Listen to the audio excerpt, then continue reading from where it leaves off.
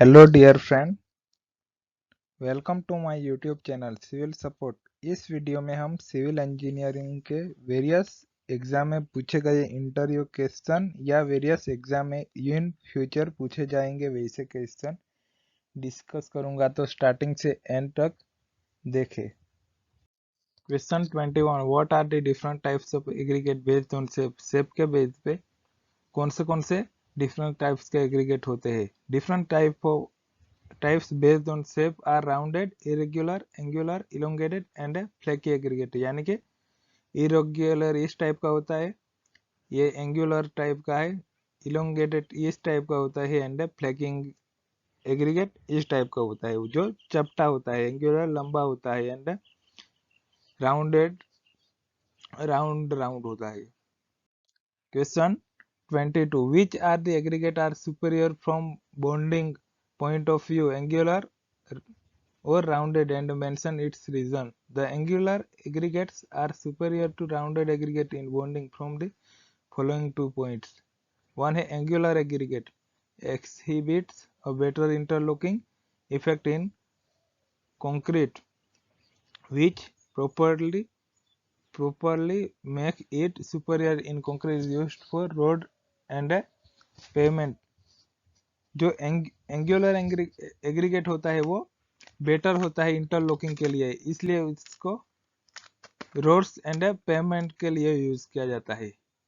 To है the total surface area of rough structure angular aggregate is more and smooth rounded aggregate for the given volume by having greater surface area. The angular aggregate may be show higher bond strength than rounded aggregate. यानी कि जो angular type का aggregate होता है वो rounded aggregate से ज्यादा bonding देता है एंड स्ट्रेंथ भी ज्यादा होती है एंगुलर एग्रीगेट का, एंड उसका सरफेस एरिया भी ज्यादा होता है। ये एंगुलर टाइप का है एंड ये राउंडेड टाइप का है। ये राउंडेड टाइप का होगा, इसलिए उसका जो सरफेस हो वो स्मूथ होगी, इसलिए स्मूथ होगी तो इसलिए इसके बीच बॉन्डिंग कम होगा। एंड एंगुलर है तो इसका सरफेस एरिया भी ज्यादा होगा एंड स्ट्रक्चर है वो रफ है, इसलिए वहां पे बॉन्डिंग ज्यादा होगी, इसलिए एंगुलर एग्रीगेट अच्छा होता है राउंडेड एग्रीगेट से। Question number 23, what is saturated surface dry aggregate. Saturated surface dry aggregate होता क्या है। It is defined as the condition of aggregate in which the surface of the particles are dry but the interparticle fluids saturated with water। इसका मतलब जब aggregate का surface वो dry होगा लेकिन उसका inter particle fluids are saturated with water होगा। यानी कि ये एग्रीगेट है वो ओवन ड्राइंग है, यानी कि उसमें इंटर पार्टिकल्स में वॉइड्स पे भी वाटर नहीं होगा एंड सरफेस पे भी वाटर नहीं होगा। जब सेचुरेटेड सरफेस ड्राई में सरफेस पे एग्रीगेट के सरफेस पे तो पानी नहीं होगा लेकिन इसके इंटर पार्टिकल्स वॉइड्स में सेचुरेटेड विथ वाटर होगा एंड वेट सरफेस पे भी वाटर होगा एंड इंटर पार्टिकल फ्लूइड्स में भी वाटर होगा। Question number 24, what is admixture, mention it's use in concrete. Admixture होता क्या है एंड उसका यूज क्या होता है कंक्रीट में।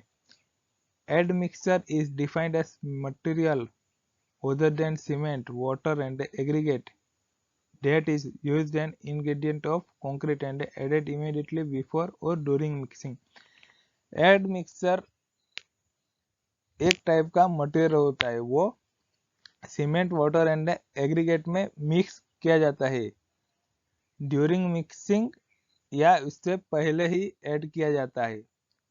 It will be alter the properties of fresh and hardened concrete. यानी कि ये फ्रेश कंक्रीट पे या हार्डन कंक्रीट के लिए यूज होता है। Question number 25, what is workability of concrete. Concrete की वर्केबिलिटी होती क्या है? The property of concrete which determine the amount और useful internal work necessary to produce full compaction. जब वो ऑटोमेटिकली फुल कॉम्पैक्शन होगा तो उसी को ही वर्केबिलिटी कहा जाता है। जब हमारा काम है वो इजी होगा।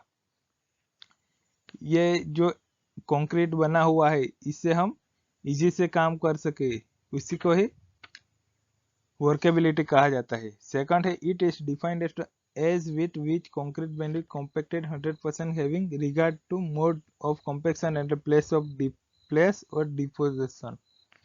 जब हम कंक्रीट को एक प्लेस से दूसरी जगह पे ले जाना हो तब तक कंक्रीट हार्ड ना हो जाए एंड इजी होता है हमें वर्किंग करने के लिए, उसी को ही वर्केबिलिटी कहा जाता है। और वो टाइम के साथ डिक्रीज होती है। Question 26. What is the influence of aggregate cement ratio in the workability of concrete? Aggregate cement ratio का workability of concrete पर कैसा influence यानी प्रभाव होगा? The higher the aggregate cement ratio, the leaner is the concrete। जब ज्यादा होगा aggregate cement ratio तब लीनर टाइप का कंक्रीट बनेगा। लीनर टाइप कंक्रीट होता क्या है? इसमें less quantity of paste is available for providing lubrication per unit surface area of aggregate and hence the mobility of aggregate is restrained।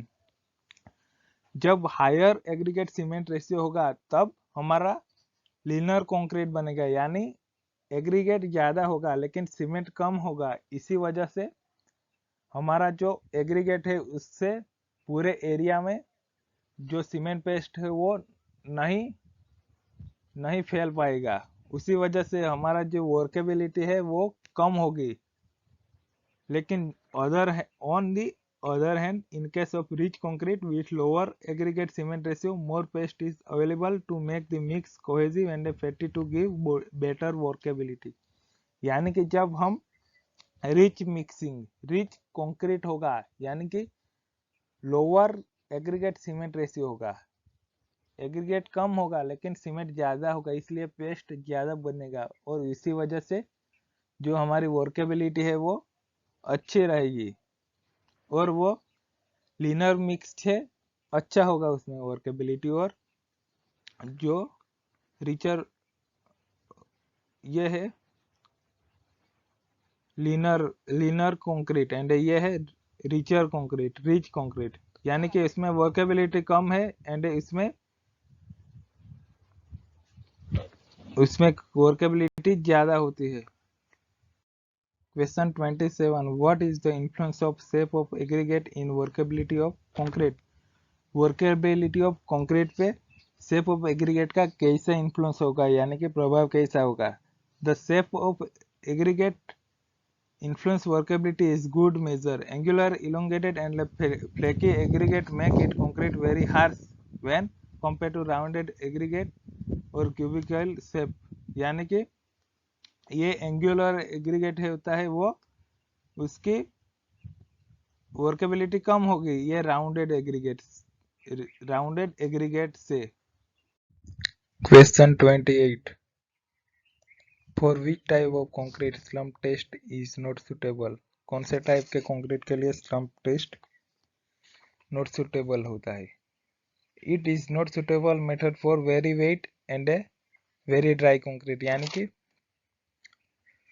Very wait concrete होगा तो इसके लिए स्लम्प टेस्ट सुटेबल नहीं होगा।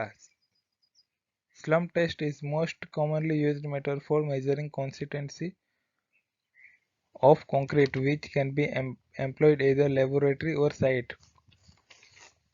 जो slump test है वो measuring consistency major करता है कंक्रीट के एंड वो लेबोरेटरी या साइट वर्क पे मेजर करता है। ये वेरी वेट टाइप का कंक्रीट है एंड ये ड्राई कंक्रीट है। Question 29. What is segregation of concrete? Segregation of concrete होता क्या है? Segregation can be defined as the separation of particle which are present in concrete, यानी कि सेपरेशन होता है पार्टिकल्स का कंक्रीट में से। Cement, sand and aggregate when these are separate from each other is called segregation. जब cement, sand and aggregate होगा, उसी का सेपरेट हो जाएगा तो उसी को हम सेग्रीगेशन कहते हैं। जैसे यहाँ पर है, ये एग्रीगेट अलग है, वाटर अलग है एंड सीमेंट अलग है, उसी को हम सेग्रीगेशन कहेंगे। Question 30, what are the different types of segregation occur in concrete? कौन से सेग्रीगेशन होते हैं इन कंक्रीट में? सेग्रीगेशन में भी 3 टाइप, कंक्रीट सेग्रीगेशन 3 टाइप के होते हैं। Separation of coarse aggregate from the concrete mix, यानी कि कोर्स एग्रीगेट कंक्रीट मिक्स से सेपरेशन हो जाएगा तभी उसी को ही सेग्रीगेशन कहा जाता है। दूसरा टाइप है separation of cement paste from the concrete during its plastic stage, यानी कि जब कंक्रीट का प्लास्टिक स्टेज होगा तभी सीमेंट पेस्ट उसमें से बाहर आ जाएगा, तो उसी को ये दूसरा टाइप है। एंड तीसरा टाइप है separation of water from the concrete mix, यानी कि कंक्रीट मिक्स में से वाटर जब सेपरेट हो जाएगा तो इसे, ये तीसरा टाइप है, यानी कि separation of water from the concrete mix, इसे हम ब्लेडिंग भी कहते हैं। ये 1 टाइप का है। यहाँ पे सीमेंट अलग है होगी, एग्रीगेट अलग होगा एंड वाटर अलग होगा। ये दूसरा टाइप का है। सीमेंट पेस्ट जब प्लास्टिक स्टेज पे आ गया है कंक्रीट तभी सेपरेट हो गया है सीमेंट पेस्ट का। एंड ये तीसरा टाइप का है, ब्लेडिंग हो गया है, separation of water from the concrete mix, यानी कि कंक्रीट मिक्स में से वाटर है जो फ्लोट ऊपर आ गया है।